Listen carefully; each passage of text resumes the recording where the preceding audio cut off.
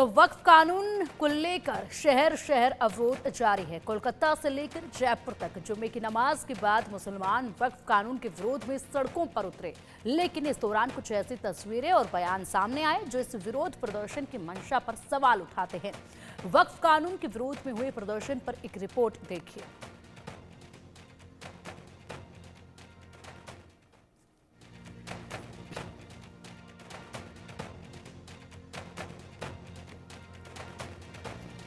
और रिपोर्ट देखने से पहले ये तस्वीरें आप देखिए। ये तस्वीरें देखकर आप पूरा ये माजरा समझ सकते हैं कि आखिरकार किस तरीके से वक्फ कानून को लेकर अभी भी बवाल जो है वो मचा हुआ है, जो थमने का नाम नहीं ले रहा है। और यहाँ पर लोगों को भड़काया जा रहा है, लोगों तक गलत जानकारियां वक्फ कानून से जुड़ी हुई पहुंचाई जा रही हैं, जिसके बाद से लगातार ये लोग आक्रोश में नजर आ रहे हैं।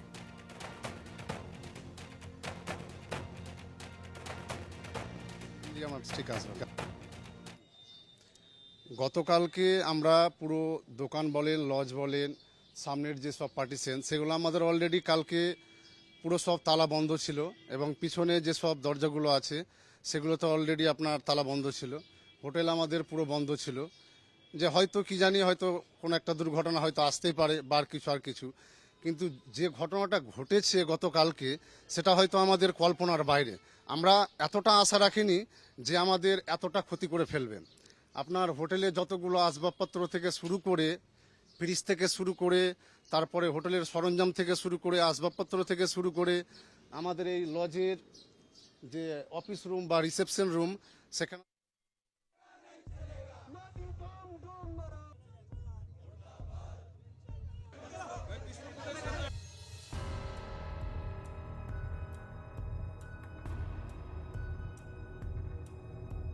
वक्फ कानून का विरोध, शहर शहर क्यों अवरोध? किसने दिया गलत ज्ञान, कैसे मानेंगे भाईजान? बस से उतरवाया भगवा झंडा, किसका था एजेंडा? वक्फ पर घमासान, भगवा से डरे भाईजान। जुमे की नमाज के बाद शहर शहर विरोध का बवंडर उठा। पश्चिम बंगाल की राजधानी कोलकाता में नमाज के बाद बड़ी संख्या में मुसलमानों ने हाथों में तख्ती लेकर वक्फ कानून का विरोध किया। उत्तर प्रदेश की राजधानी लखनऊ में all India Muslim personal law board के आह्वान पर मुसलमानों ने वक्फ कानून के विरोध में काली पट्टी बांधकर प्रदर्शन किया। महाराष्ट्र की राजधानी मुंबई में एआईएमआईएम के नेताओं और कार्यकर्ताओं ने वक्फ कानून को लेकर विरोध जताया। राजस्थान की राजधानी जयपुर में भी एआईएमआईएम के कार्यकर्ता सड़कों पर उतरे, वक्फ कानून के खिलाफ हल्ला बोल दिया। राज्य अलग है, शहर अलग है, राजधानी अलग है, लेकिन इस भीड़ का मकसद एक है। मकसद उस कानून का विरोध करना जो देश की दोनों सदनों से पास होकर राष्ट्रपति के साइन के बाद कानून बन चुका है, जिसे लेकर मामला सुप्रीम कोर्ट में है। लेकिन ऐसा लगता है कि इस भीड़ को न सरकार पर, न सदन पर और न सुप्रीम कोर्ट पर किसी पर भरोसा नहीं है। तभी हाथ में तख्ती लिए देश के अलग अलग शहरों में वक्फ कानून के विरोध में अवरोध उत्पन्न करने सड़क पर उतर गए। तो वक्फ का काला कानून मोदी सरकार लाई है, उसके खिलाफ आज हमने पीसफुल प्रोटेस्ट किया है और हमारा ये पीसफुल प्रोटेस्ट जारी रहेगा देश भर में।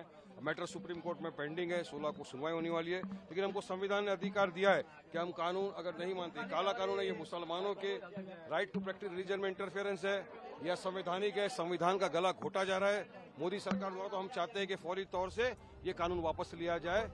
पश्चिम बंगाल के मुर्शिदाबाद में एक बार फिर वक्फ कानून के विरोध प्रदर्शन के दौरान हिंसा देखने को मिली। यहां पुलिस और उपद्रवी आमने सामने आ गए, भीड़ ने पुलिस पर पथराव कर दिया। 2 दिन पहले भी मुर्शिदाबाद में हिंसा की ऐसी ही तस्वीरें सामने आई थीं। कोलकाता में वक्फ कानून के विरोध में पहले भड़काऊ भाषण दिया गया, उसके अगले दिन उपद्रवियों ने मुर्शिदाबाद में कई गाड़ियों को आग के हवाले कर दिया। आने वाली नस्लें दीन और ईमान पर कायम रहे। आप चाहते हैं कि आप कब्रिस्तानों में जिस तरह से दफनाए जा रहे हैं उसी तरह से दफनाए जाए। आप चाहते हैं, अगर ये चाहते हैं तो हर रोज आपको सड़कों पर निकलना होगा, क्योंकि सदन तुम्हारा है, सड़क हमारा है। तुम सदन में बिल तो पास करा सकते हो, हम सड़क से नहीं हटेंगे उस वक्त तक जब तक कि ये बिल बातिल नहीं हो जाता। अजीजाने मिल्लत, आपको ये बात समझनी होगी कि एनआरसी का जमाना था।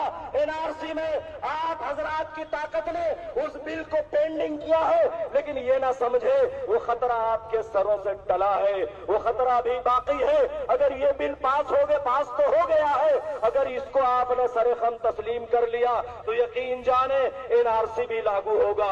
यू यूसीसी भी लागू होगा और फिर ये टोपी पहनकर आप रास्ते में उतर नहीं पाएंगे, दाढ़ी रखकर रास्ते में चल नहीं पाएंगे, आपकी बहनें हिजाब पहनकर कॉलेज और स्कूल जा नहीं पाएगी। क्या ये मुमकिन है कि नहीं है? अगर ये कानून पास हो गया तो ऐसा होगा।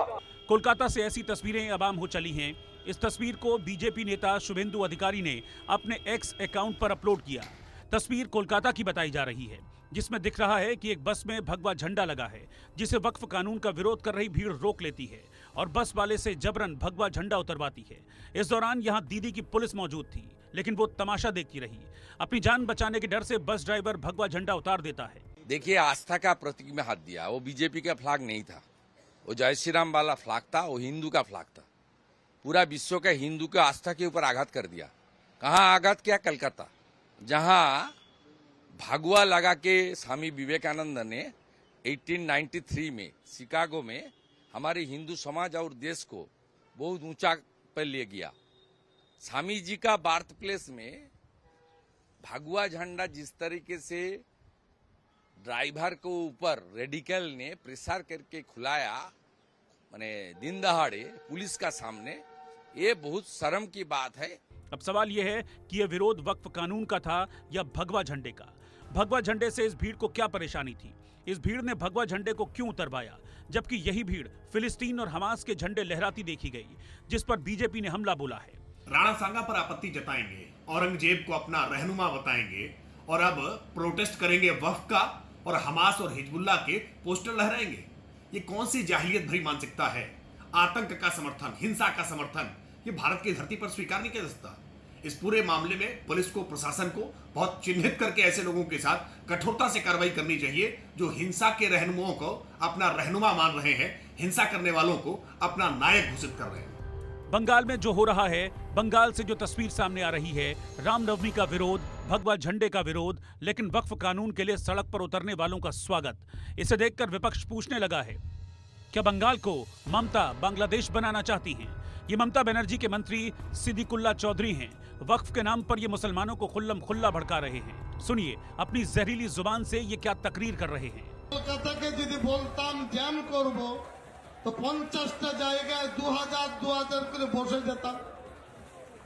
সেটা এখন হয়নি, পরে কিন্তু হবে। বলে করব, বলে প্রথমে জেলাকে একটু টাইট করি, তারপরে কলকাতার 50টি জায়গায় 10,000 হলে কত লাগবে? বাস এরা আসবে কলকাতায় বসে চিড়ে গুড় পানি বাতাসা মুড়ি খাবে আর একটু বসবে। इन तस्वीरों के सामने आने के बाद वक्फ कानून का विरोध करने वालों की मंशा पर सवाल उठने लगे हैं। क्या यह केवल सरकार के विरोध का नया टूल किट है? क्या वक्फ के नाम पर देश में अलग अलग शाहीन बाग बनाने की तैयारी है? क्या देश को एक बार फिर से दंगे की आग में झोंकने का प्लान है? Bureau report, India news.